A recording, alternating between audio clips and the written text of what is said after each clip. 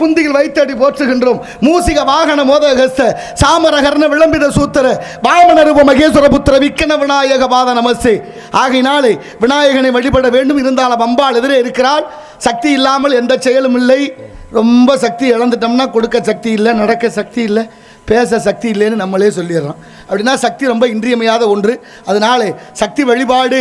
அதனால தான் தனம் தரும், கல்வி தரும், ஒரு நாளும் தளர்வரியா மனம் தரும், நெஞ்சில் வஞ்சமில்லா இனம் தரும், அன்பர் என்பவருக்கே பூங்குழலால் கணம் தரும், அபிராமி கடைக்கண்களே என்று அந்த சக்தியை நினைக்க வேண்டும் என்ற காரணத்தினால் என்று வைங்க.